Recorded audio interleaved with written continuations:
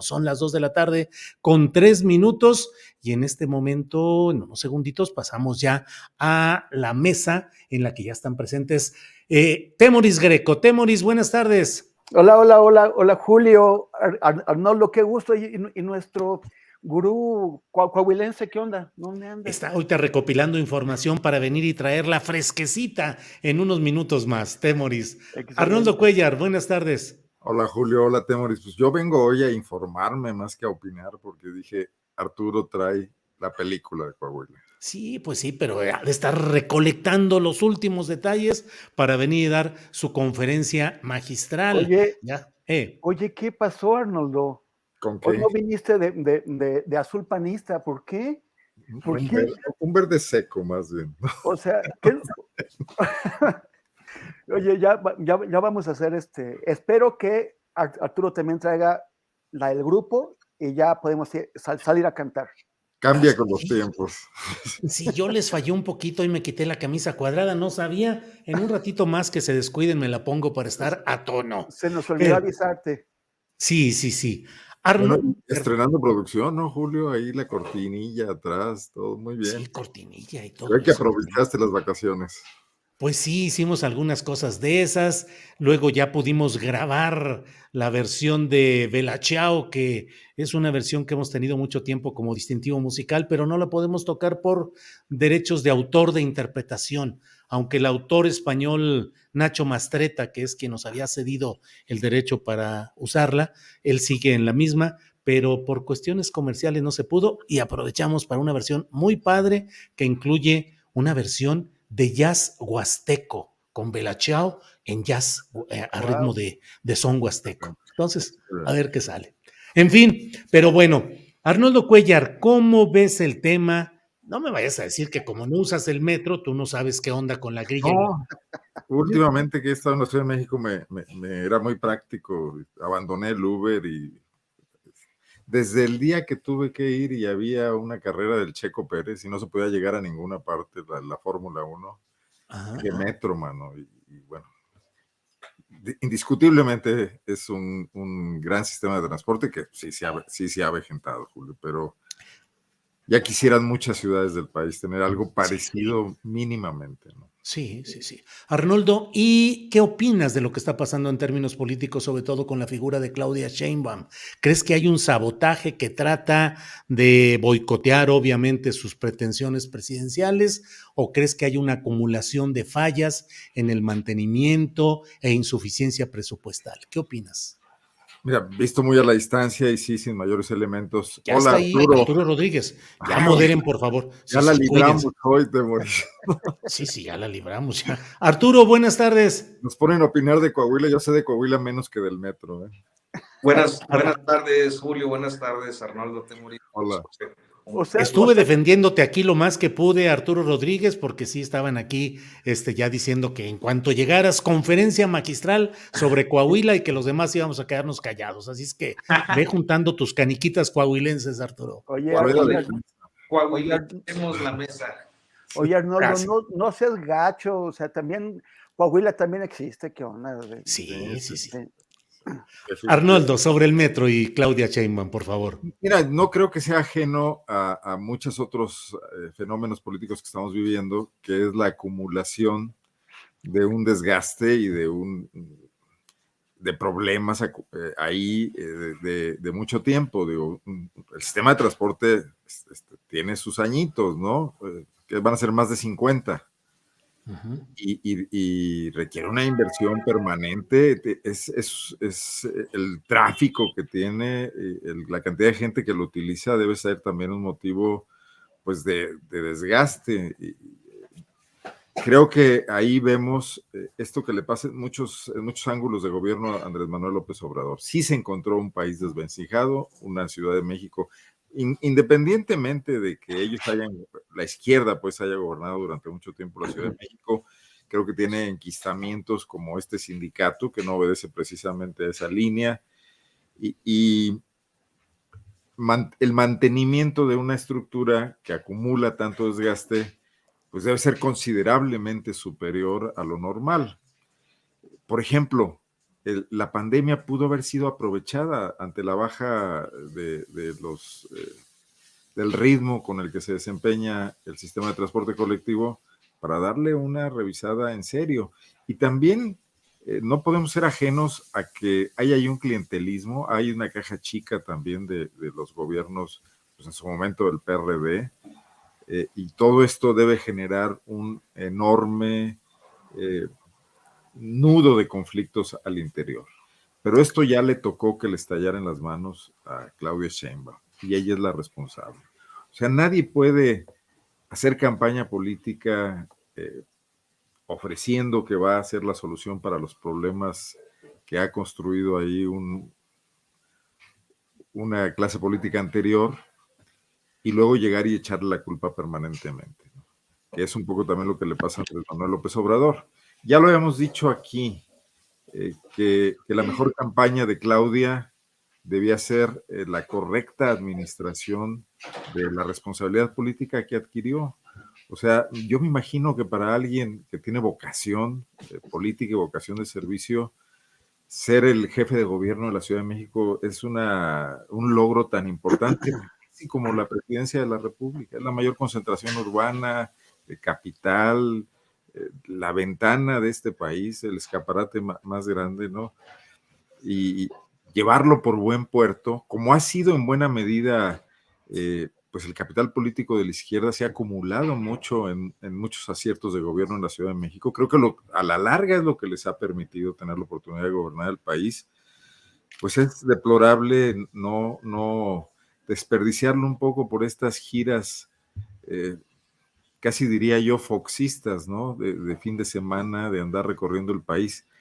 Cuando, si estás en la Ciudad de México, tu nombre será conocido sí o sí en todos los rincones del país. Entonces se acumulan las dos cosas. Puede que no tenga que ver, no tiene que ver, de hecho, que ella haya estado fuera, no es un asunto directo, está delegado, que también ahí hay una responsabilidad en la toma de decisiones. Yo creo que también hubo un gran desgaste en sostener a la señora Serranía ahí tanto tiempo, pero yo creo que se tiene que hacer cargo de ese tema Claudia Sheinbaum. No creo que esto hunda sus aspiraciones, pero sí es una severísima llamada de atención.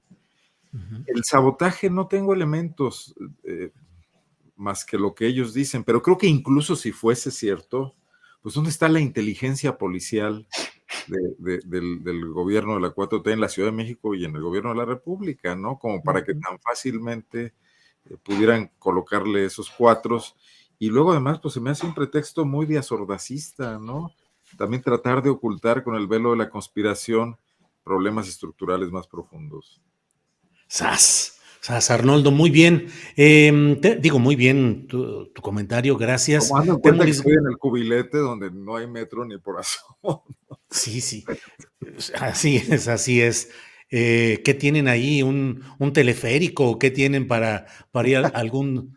Quieren hacer un teleférico para los peregrinos de Cristo Rey, pero es una inversión millonaria y no ha caminado por ningún lado, porque aparte el obispo quiere manejarlo él y bueno, hay una disputa ahí. O sea, ¿quiere manejarlo él? Manejarlo, sí, el propio arzobispo ahí, pásele, si hay lugar.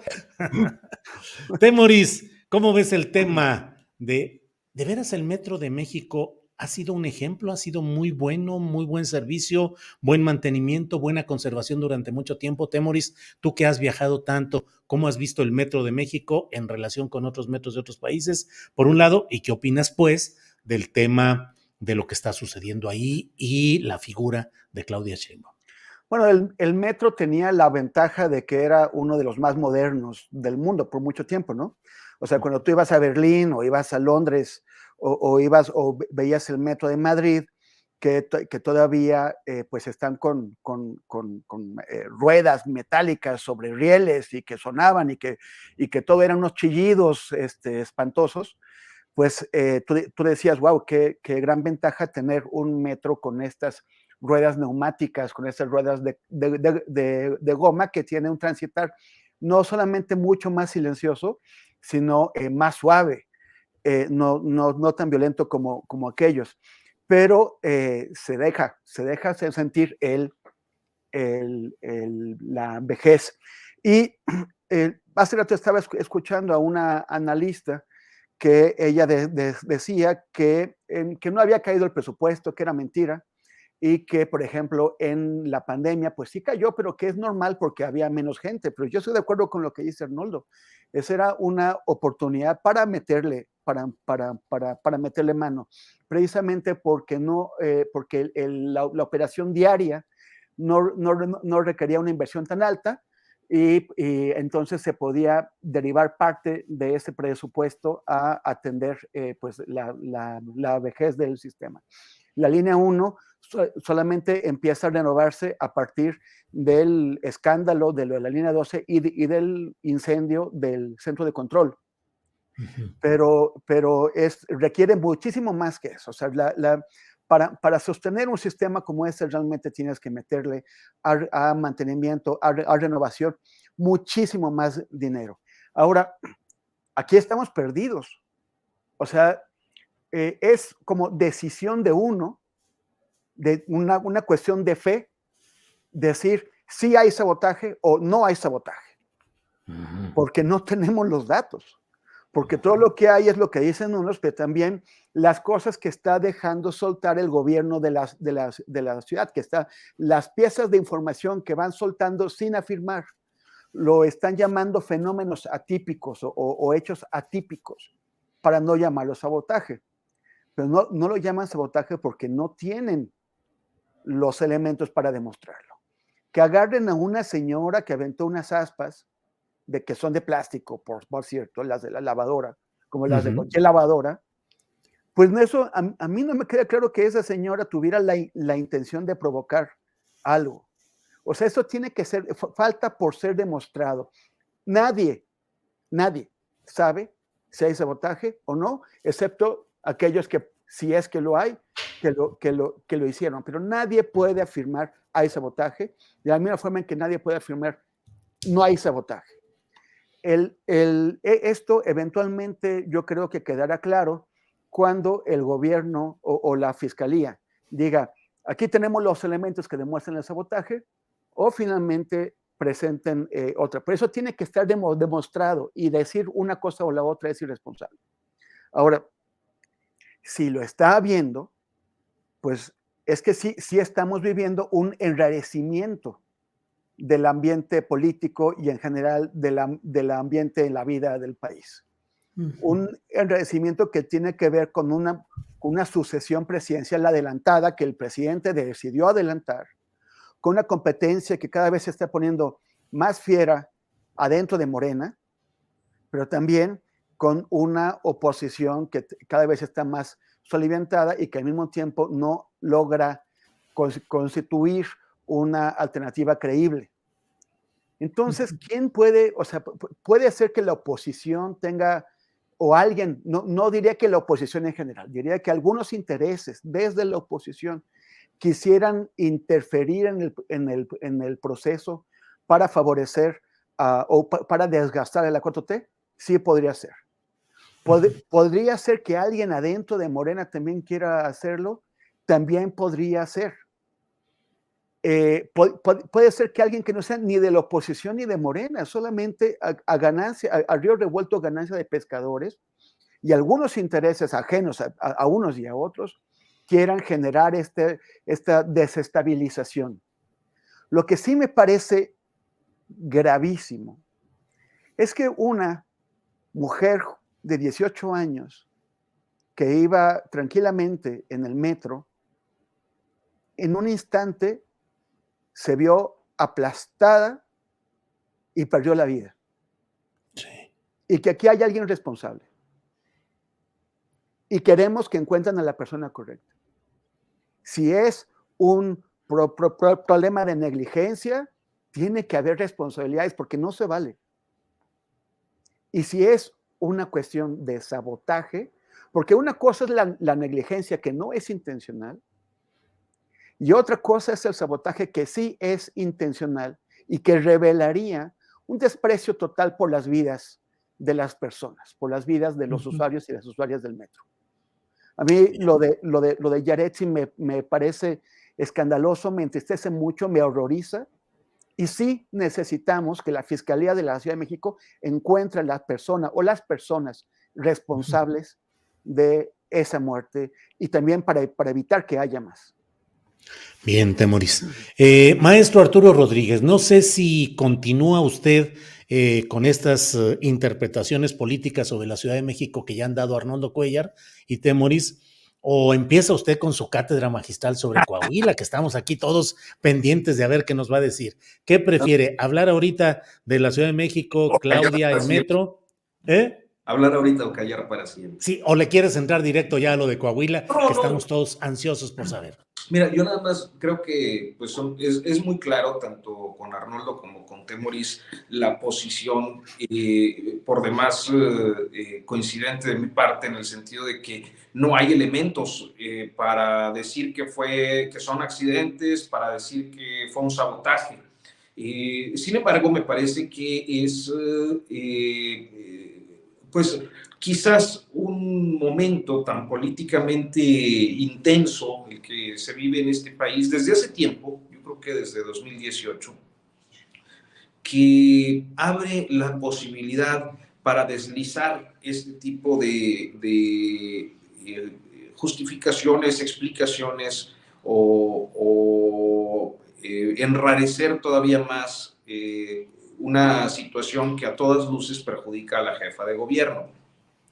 Dicho esto, es decir, dicho lo que yo considero es una especulación que se ha deslizado desde los ámbitos gubernamentales, creo que vale la pena observar que en diferentes oportunidades sí se han presentado casos de sabotaje en trenes, particularmente durante el periodo 71-72, el gobierno de Echeverría, no en el metro, pero sí en ferrocarriles nacionales, se dio una cadena de sabotajes significativo. Hubo un caso en Oaxaca que fue, no en la ciudad, sino en alguna comunidad de Oaxaca, que fue base importante del vallejismo. Creo que el nombre de la localidad es Nicolás Romero, Oaxaca.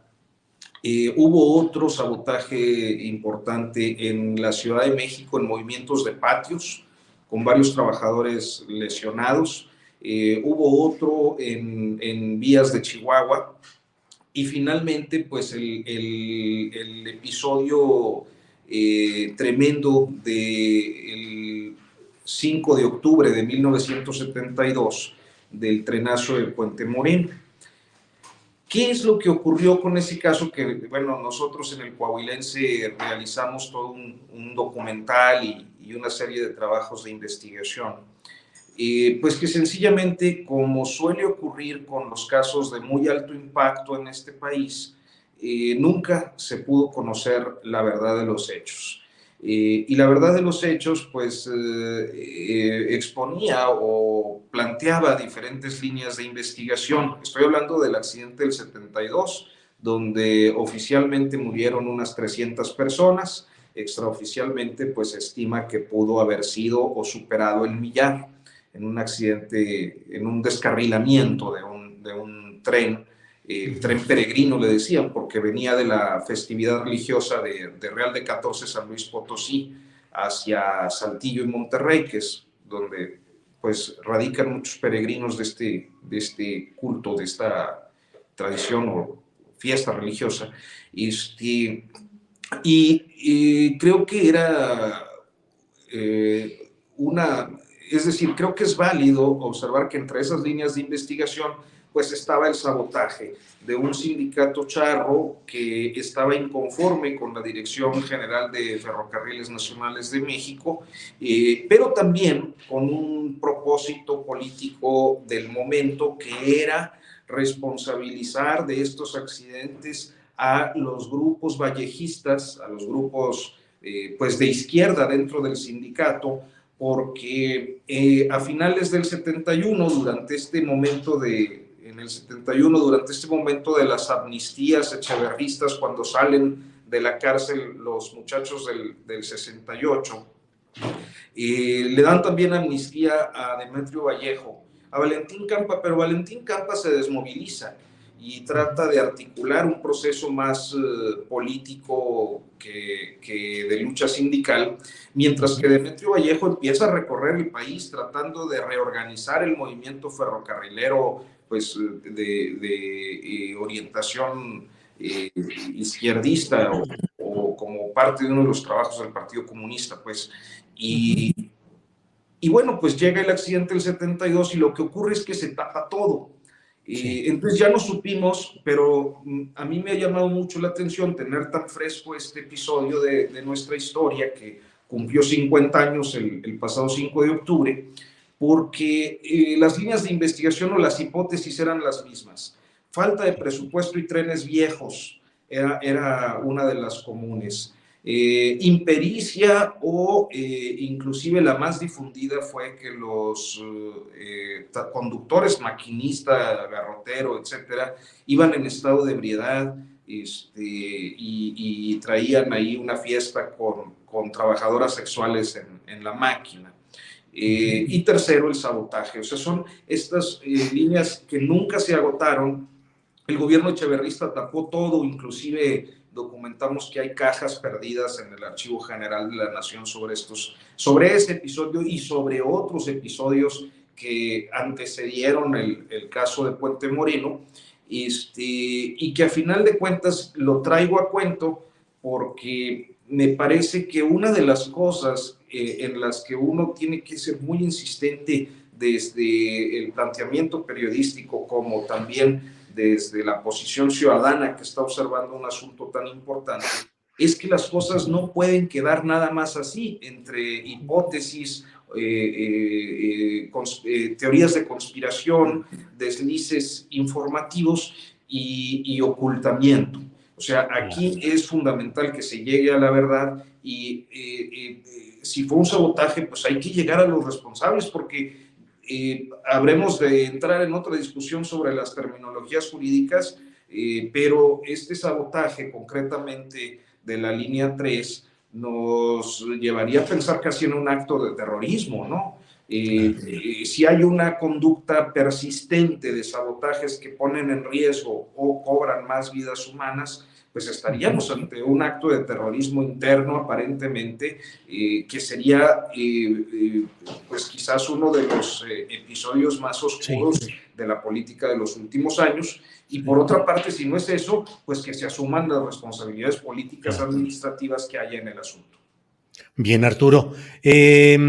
Arnoldo Cuéllar, arranca hoy de manera presencial el juicio a García Luna. ¿Qué te llama la atención de lo que se está viendo y hablando ahí?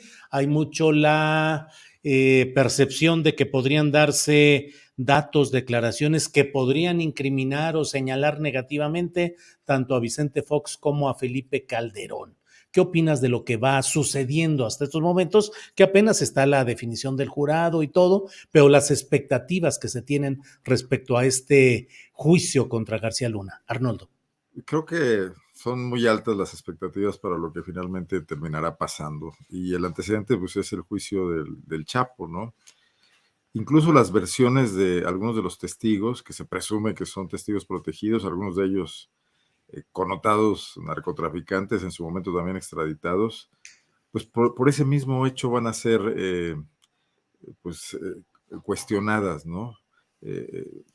A mí el primer asunto que me incomoda es que como país no tengamos la capacidad para procesar aquí a nuestros propios delincuentes y que sean los americanos con su lógica política de control de daños y de control de territorios y de administración también del problema del narcotráfico, quienes decidan cuándo sí y cuándo no se llevan a los criminales que originalmente fueron sus socios y aliados para hacerlos pasar por sus cortes o para tener más información, ¿no?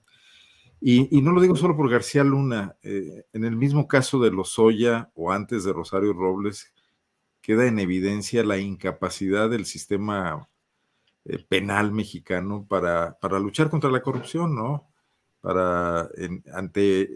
Recordemos que Rosario Robles es detenida por un trabajo periodístico que la exhibe, no por una investigación hecha por digo, estaba todo entregado ahí ya para que se revisaran esas cosas y fueron incapaces de llegar a probar que cometió algún delito. Entonces en este país se puede robar impunemente sabiendo tú que nunca va a haber manera de que te lo comprueben, porque o entre sandeces legales o entre este encubrimiento de yo no firmé nada, aunque todo el mundo sabe quién dio las órdenes, pues es imposible avanzar más allá, y en ese sentido la corrupción va a seguir siendo el cáncer permanente contra el que además la 4T ha podido nada, escasamente nada. Escuchaba hace rato a Francisco Cruz y bueno, fue muy ilustrativa su descripción de cómo desde los inicios del régimen de la revolución, y bueno, creo que Sí. si nos vamos un poco más allá, hasta en la época de Porfirio Díaz debió haber algo, de la administración de la economía criminal, ¿no? Llámese narcotráfico, llámese huachicol, llámese lo que sea, trata de personas, indocumentados, etcétera, donde están imbrincados el mundo político y el mundo criminal, y cómo los políticos se rodean de sicarios criminales para que, o políticos vinculados al mundo criminal. Mira, está saliendo en El País cada rato el tema de los depósitos en Andorra, de este político sinaloense Oscar Lara, si ese es el nombre, ¿verdad? Si no me equivoco, que ya murió y que es uno de los grandes administradores de depósitos de lo que se supone es dinero lavado en Sinaloa, del cártel de Sinaloa, todo vinculado al PRI de Juan S. Millán, al PRI Sin varios millones de dólares en Andorra de Juan S. Millán, líder obrero setemista llegado a gobernador. Y los Así siguientes es. gobernadores, que luego resultaron además empresarios futbolísticos con los Dorados de Sinaloa, y que luego también estuvieron vinculados al tema inmobiliario con este personaje compadre de Peña Nieto, de la empresa que quebró y que dejó Tato de Nicolás, ¿no? O sea, todo un mundo ahí. Pues esa es la normalidad del país. O sea, García Luna es uno más de esa situación, y lo tienen que ir a enjuiciar los americanos en una corte de Brooklyn, llena ahí de periodistas mexicanos esperando las grandes revelaciones. Yo no creo que vaya a haber grandes revelaciones, no creo que vaya a salir a relucir Calderón, y que además en caso de que salieran no va a servir de mucho porque no nos van a pasar la información para que aquí lo procesen. No veo a Gertz Manero, del que por cierto, si alguien tiene noticias, avísenme. Sí, desaparecido político. Totalmente, ¿no? Entonces, eso no deja de ser un espectáculo mediático casi al nivel de los escandalitos de la realeza británica, creo que con un poco menos de caché, pero que se queda todo ahí en el papel, ¿no? Sí. Una Bien, serie de Arnold. Netflix quizás vendrá después a descifrar algunas de estas cosas o a develarlas, pero no el juicio, ¿no? Temoris, estamos pues para la patada. En Estados Unidos tienen que estar develando nuestros secretos y nuestros actos de gran corrupción. Y acá, pues no sé cuál sea tu opinión, pero pareciera que no ha habido ni peces gordos ni peces chiquitos, sino mucho sancocheadero, mucho quemor aparente, pero nada de fondo. Temoris, ¿qué opinas? Pues que lo que ya hemos comentado antes, Alejandro Gertz Manero está muy ocupado en utilizar la Fiscalía General de la República para sus vendetas, para sus temas personales, para colarse en el Sistema Nacional de Investigadores, para meter ancianas a la cárcel. Y fuera de eso, le estaba comentando hace rato a una investigadora británica que me entrevistó, es que no tiene un solo éxito, o sea, no ha hecho nada. Pero es que me quedé pensando en el tema anterior, porque, bueno, nada más aclararle a la gente que dice que no conocemos el metro, pues yo uso diario el metro y el metrobús, nada más, que queden anotados. Entonces, por lo mismo sé lo que pasa con las escaleras eléctricas, con los torniquetes y con todos los otros problemas que hay ahí. Pero bueno, es que se me fue el avión, pero el tema es el Estado mexicano, o sea, lo que demostró el caso. Lo que se te fue es el metro, Temoris. Sí, claro. Sí. Estamos hablando de de Memo Ochoa y los goles que le metieron, para cambiar un poquito el escenario. Bueno.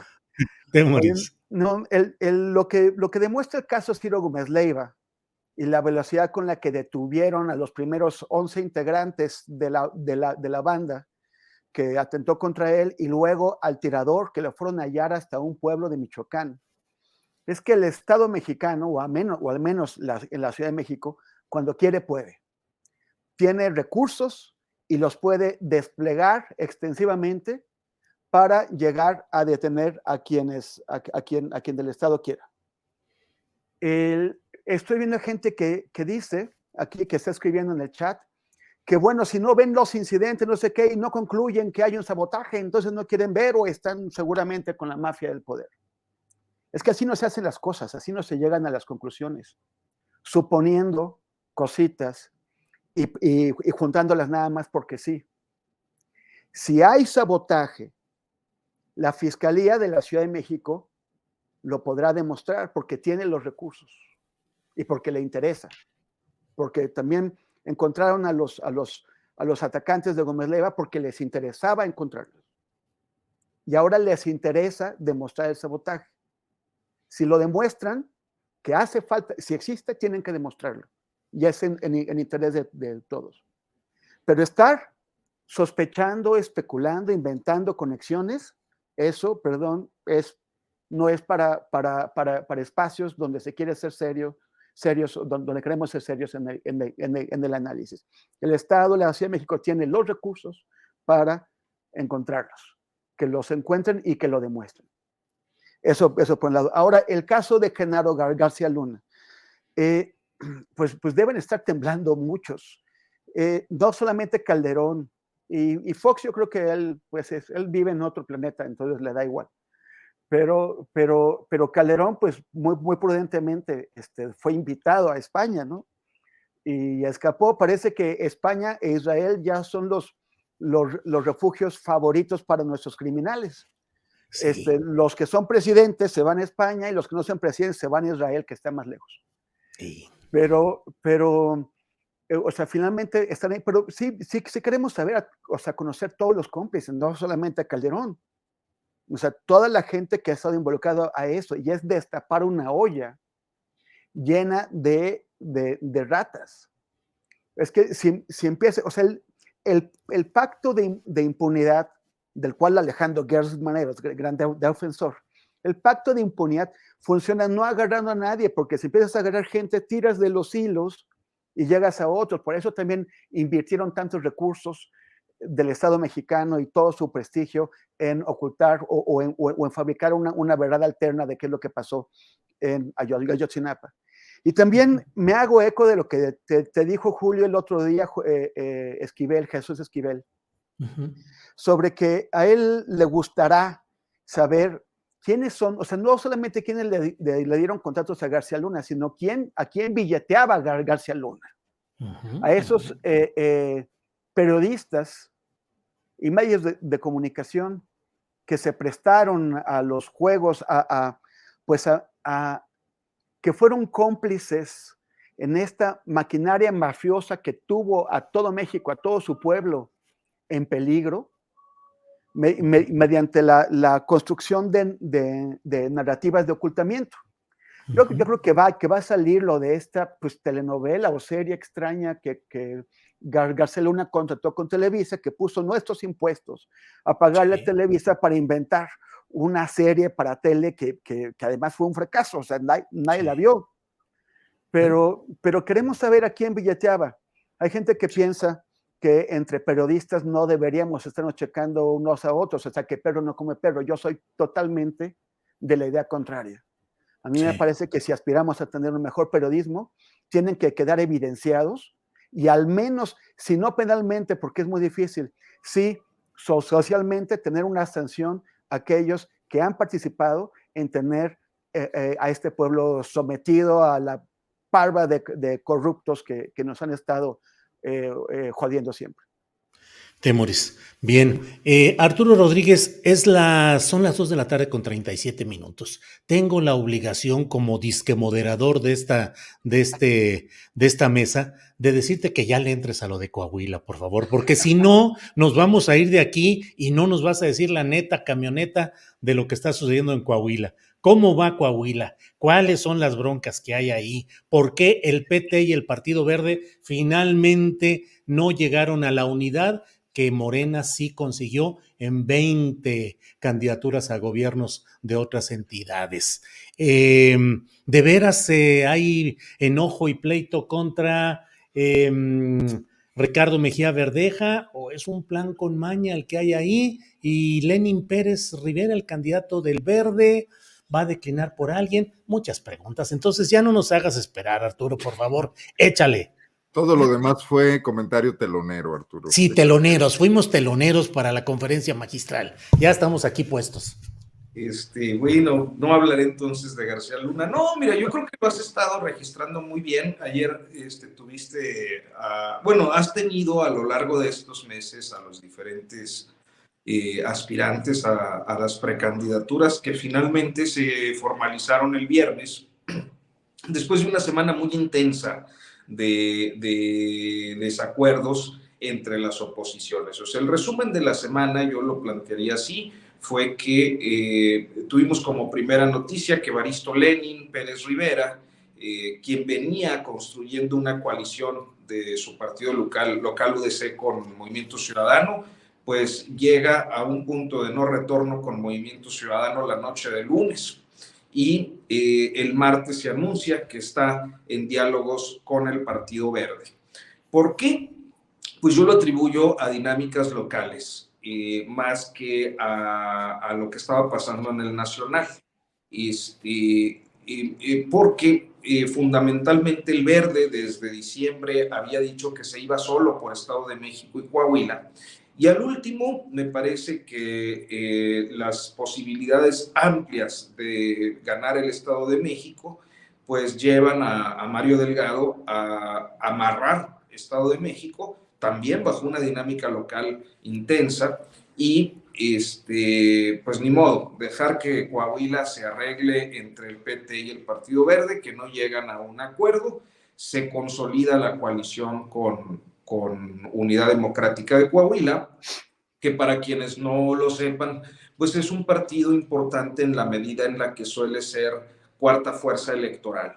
O sea, olvidémonos del PRD, olvidémonos de PT, de Verde, inclusive de Movimiento Ciudadano.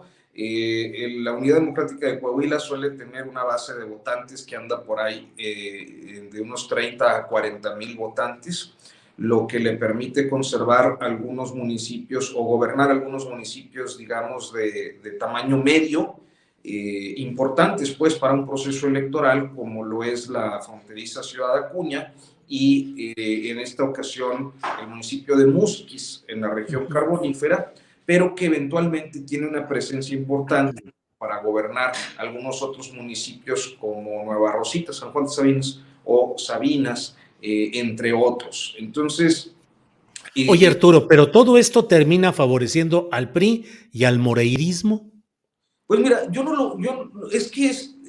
a ver, yo creo que Ricardo Mejía ha sido muy eficaz en construir esta idea del moreirismo como el actor dominante que está en todo.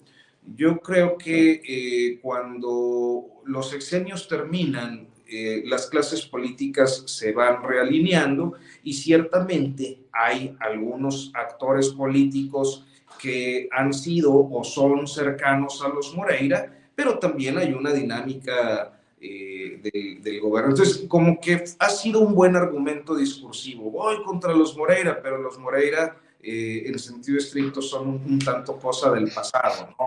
O sea, tú percibes que Riquelme ya tiene su propia fuerza, su proyecto, y sí, todo suficiente para no ser manipulado o parte de ese moreirismo. Es que yo, más que una manipulación, pensaría en los acuerdos que se dan entre los grupos políticos siempre, ¿no? O sea, suma unos moreiristas, suma unos martinistas, suma a los representantes más allá de los grupos políticos, pues también de quienes tienen una relación cercana con los grupos económicos, o sea, lo que hace cualquier gobernante, ¿no? Que va incorporando a su equipo a diferentes fuerzas. Pero así como verlo en términos del cacicazgo moreirista, a mí no sé, yo no coincidiría. Me parece que es narrativamente más eficaz, pues por lo que han significado los dos hermanos y el apellido en la discusión política nacional. Pero bueno, al margen de eso, Julio, yo creo que sí termina beneficiando la fractura de las diferentes oposiciones. O sea, Lenin estaba por un lado, por el otro pues estaba la rebelión dentro de Morena contra la encuesta que estaba asociada a Ricardo Mejía Verdeja, por el otro los grupos que se alinearon en torno a Armando Guadiana, específicamente Luis Fernando Salazar, Reyes Flores Hurtado, y finalmente la no concreción de la coalición con el Partido de Trabajo, que le permite una ruta de postulación a Mejía Verdeja, pues deja a tres. ¿Por qué beneficia? Pues beneficia porque deja a tres candidatos con una presencia relativamente importante. Yo pensaría que pues, las más importantes en términos electorales son tanto la de Guadiana como la de Evaristo Lenin, pero además pues sumando a Mejía, que implican la reivindicación de tres candidatos de la Cuarta Transformación.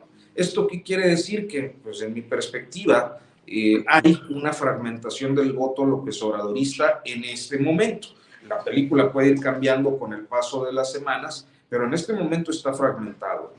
Ahora, Arturo, todo eso que está sucediendo, ¿te parece que obedece a lógicas naturales de los grupos políticos de Coahuila o que hay una intencionalidad política, como en San Luis Potosí, de fragmentar o desalentar el voto de Morena en acuerdos que tienen otra intencionalidad? En San Luis Potosí, Ricardo Gallardo tenía una fuerza política real que estaba tratando de expresarse por la vía de Morena, y finalmente hubo maniobras para desalentar el voto de Morena, para crear confusión y favorecer al Verde con Ricardo Gallardo. ¿Tú crees que aquí en Coahuila puede haber ese tipo de intencionalidad por acuerdos o negociaciones políticas desde la Ciudad de México?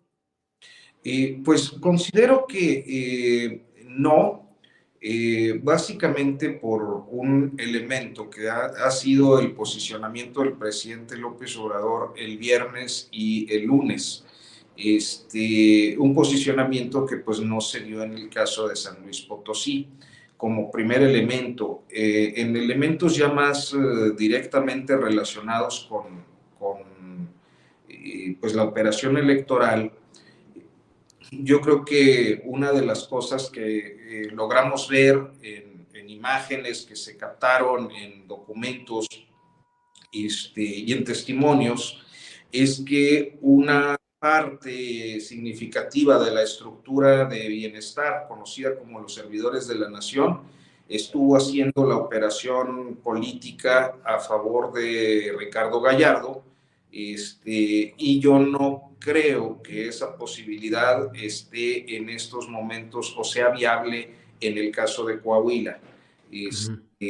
Para empezar, porque quien lidera la estructura de bienestar, pues ya, que es Reyes Flores Hurtado, ya se sumó a Guadiana públicamente, pero para continuar, porque creo que hay una observación distinta de cómo se están moviendo las cosas en el país. Y finalmente pensaría que a veces, no sé, o sea, creo que hubiera sido más fácil colocar a un candidato oficial desde el centro del país que articular un juego perverso para promover a un candidato por encima del que postulara Moreno. Bien, Arturo. Pues muchas gracias, Arturo. Arnoldo Cuellar, ¿algo que agregar? Yo creo que Arturo tenía ganas de opinar de García Luna y y lo coartamos, lo censuramos, a ver si no renuncia como en otras ocasiones que ha sucedido, que diga Arturo, me limitaron mi derecho de expresión. Como En la Mejía siguiente Barquera. ronda, ¿no, Arturo? Si es que alcanzamos, son las 2 de la tarde con 47 minutos. Sobre el tema de lo que quieras, Arnoldo Cuellar, del Estado de No, México, de del Coahuila, nombramiento de de Coahuila. Coahuila, adelante. Pero no, digo, sin conocer tan a profundidad como muy bien lo tiene ubicado Arturo, el tema, lo que se ve desde el centro del país, ¿no? Yo creo que López Obrador tiene un serio problema con esta cuestión de que elige funcionarios públicos, le resultan funcionales, válgase decir la redundancia, cubren bien el apartado, porque es un caso parecido a lo que pasa con Ricardo Sheffield en la Profeco, ¿no?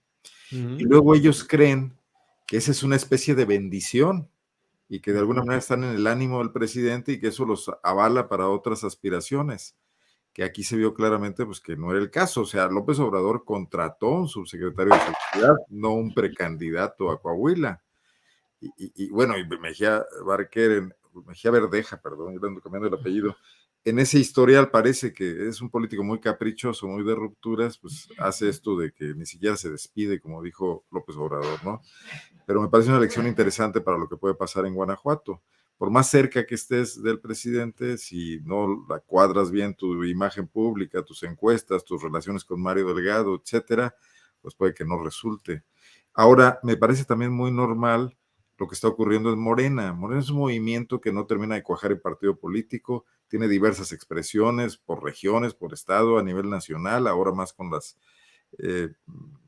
carreras presidenciales abiertas con los precandidatos, y López Obrador se retiró de Morena tratando de mantener a trasmano un cierto control que no puede hacer porque no tiene todos los elementos, lo cual le permite mucho margen de maniobra a la burocracia que encabeza Delgado, y eso está jaloneado también desde la mismísima cúpula, ¿no?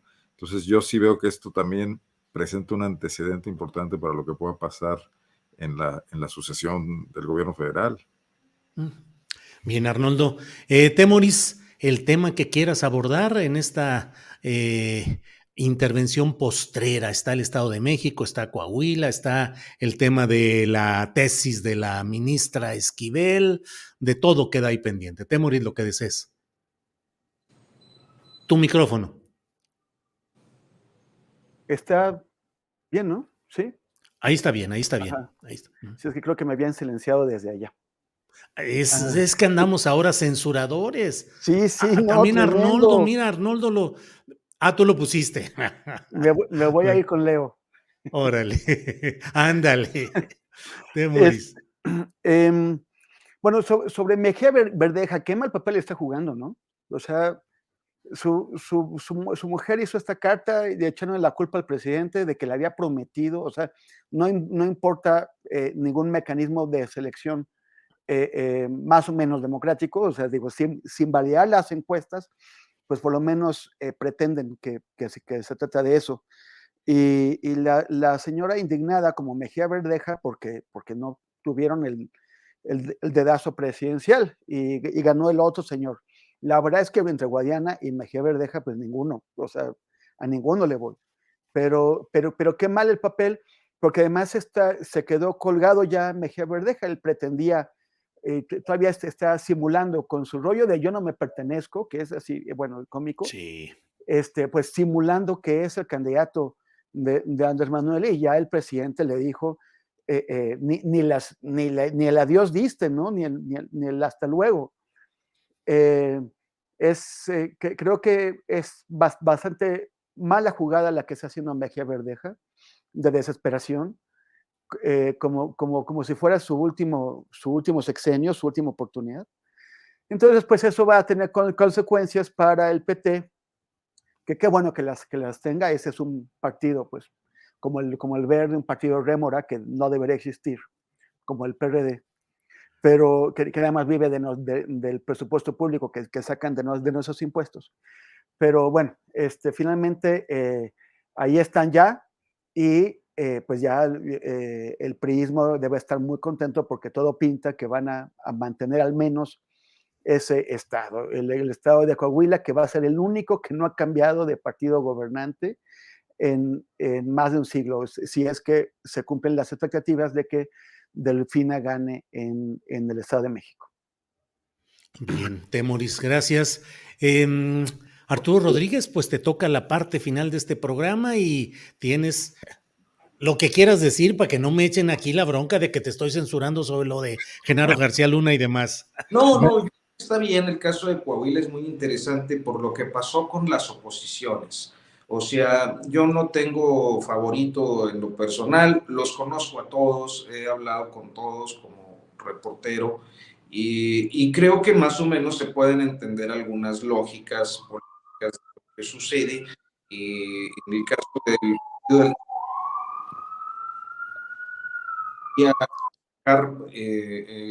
en solitario, pues por ahí del 1%. Ya con Morena llegó a como al 2%. Quizás con un perfil verde, sectores, sobre todo de identificación o empatía o militancia activa en el López Obradorismo, pues pueda subir un poco sus expectativas y eso es pues algo interesante para un partido como el PT. El Partido Verde creo que también tiene una lógica similar, ha sido muy baja su votación histórica, siempre van aliados ellos, ¿no? Como el PT también. Andaban por ahí del arribita del 1%, 1.8% en el mejor de los casos, ya aliados con Morena en el 2021, pues ya subieron un poquito, ahora pues se la avientan así por la libre, y creo que es interesante verlo en relación a lo que puede pasar respecto al 24. Primero, pues las inconformidades con el método, que es la encuesta. Segundo, la posible fragmentación, o sea, un escenario de fragmentación que sería, pues no sé hasta qué punto perjudicial para la sucesión presidencial como la piensa seguramente o como la ha imaginado el presidente López Obrador. O sea, ¿qué pasaría si los aspirantes a la candidatura presidencial, llamados coloquialmente las corcholatas, se van y dicen, no, yo no estoy de acuerdo, el método estuvo mal, yo tengo más popularidad, voy a buscar una alternativa política, ya sea por el PT o por Movimiento Ciudadano o por quien les abra la cancha. Y si se van dos, como fue en el caso de Coahuila, que primero se separa el aliado Lenin y después Mejía Verdeja, pues creo que las posibilidades de una fragmentación así harían o pondrían al menos en un aprieto la sucesión presidencial del 24. Por eso me parece que el escenario es interesante, tan interesante como el del Estado de México, donde ahí sí logran consolidar la coalición y parecieran ir viento en popa para arrollar a la coalición PRI-PAN-PRD, que pues tiene bajas expectativas, ¿no? de triunfo y creo que la perspectiva generalizada pues es que por primera vez el Estado de México tendrá alternancia. Entonces creo que los dos escenarios los vería yo como un poco como laboratorio de dos posibilidades que pueden darse en la sucesión presidencial para el 24, que ya gravita en todas estas cosas y que a partir de julio, cuando estas dos elecciones queden superadas, pues se va a intensificar, porque seguramente en el caso de Morena, pues tendrán que estar viendo ya sus encuestas para entonces y hacia dónde están orientando la postulación. Bien, Arturo, gracias. Nos queda un minutito para cualquier despedida. Arnoldo Cuellar.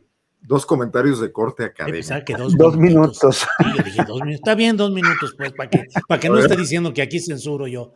Arnoldo, adelante. Me parece que es muy congruente que el Estado de México y Coahuila sean los reservorios del PRI. Mira, el Estado de México tiene el Museo de los Mamuts y en cambio Coahuila tiene el Museo del Desierto con la colección más rica de fósiles ahí en Saltillo que hay que visitar.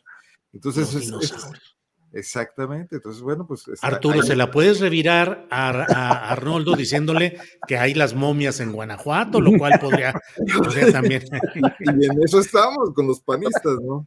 Y el otro comentario académico es que a mí me encantó la respuesta de López Obrador sobre el tema de la UNAM ayer en la mañanera, cuando les dijo, señores, ¿dónde está la autonomía? Pues no, que mucha autonomía y son incapaces de decidir sobre sus propios títulos, cuando les revirtió que tienen que ser un poco más decididos en el análisis de lo que está pasando, les van a regresar la bolita, nada más. Bien, Arnoldo. Temoris, minutito y medio de lo que quieras ya en esta parte final. Bueno, sí, nada más sobre lo que dice Arnoldo. Sí, la UNAM decepcionó terriblemente, ¿no? O sea, no es capaz de decidir sobre fraudes adentro de su sistema, de sus propios títulos académicos. O sea, es que no es la Universidad Panamericana que puede dejar pasar lo de Peña Nieto y la da igual. Es la institución académica más importante del país, la cara del país en términos culturales y académicos, y que no sean capaces de resolver, bueno, deja mucho que desear. Pero lo otro que quería comentar es que hoy publico un reportajito sobre un informe de la ONU, que son buenas noticias para variar, buenas noticias, que es que ya los esfuerzos de la humanidad, de todos los países, por acabar con los agujeros en el ozono, estamos a punto de recuperar la capa de ozono, y con eso pues también de salvar el pellejo, literalmente. Y este éxito pues debería alentar a los países que no se acaban de comprometer de la manera en que hace falta con la lucha para contener o para moderar el cambio climático. Sí se puede.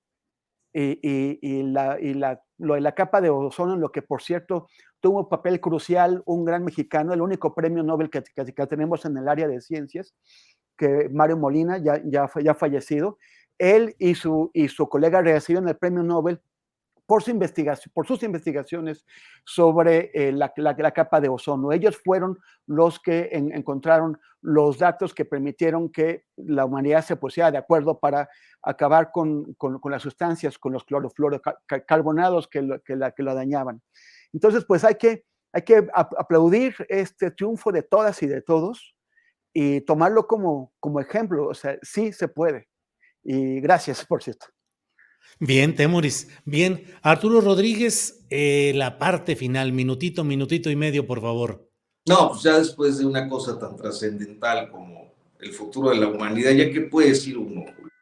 Pues algo, digo. Lo único que podría decir... Arnoldo, tú. Ya, ¿a quién le importa Coahuila, dice Arturo? No, pues ya, no, lo único es que, pues, tomando la palabra de Arnoldo, tomándole la palabra, pues hagamos un encuentro convocado por el coahuilense en el Museo del Desierto, hacemos ahí una transmisión de la mesa astillada o lo que Julio nos indique, y luego nos vamos a hacer otra al Museo del Mamut, allá convocada por Arnoldo Cuellar. Ah, no, pero ese está en el Estado de México. En el AIFA. Sí, entonces, en el AIFA. Entonces podríamos hacer el del AIFA ahí convocado por Astillero y uno ahí en las momias de Guanajuato o algún lugar ahí que quede bien armado, y así aprovechamos para hacer turismo. Bueno, seguidos de una carne asada en coahuilense. Yo ya fui al Museo del Mamut, que está en el AIFA, y sí está bien chido. Sí está bien bueno. Tienen no solamente los restos de mamuts y de otros animales, sino una reproducción del ambiente que había antes de que lo echáramos a perder en el Valle de México, y sí está bien lindo. La bronca es que dicen que está junto al AIFA, y no está junto al AIFA, está dentro de la zona militar. Se puede llegar, pero no es así como que uno va caminando. Pero 10 minutos de transporte, algo así, ¿no? Sí, pero está muy bueno, está Debería haber una sala especial para Fidel Velázquez, yo me he quejado de eso. Bueno, pues para todo el grupo Tlacomulco, ¿no? Tendrían que estar ahí. Sí, imagínate. Pero con Fidel se cuece aparte. Bueno, pues muchas gracias a los tres, gracias por esta ocasión y espero que nos veamos el próximo martes. Por hoy, gracias Arnoldo, gracias Temoris, gracias Arturo. Gracias Por y supuesto. síganos en redes sociales. Así es. Gracias a todos. Hasta luego.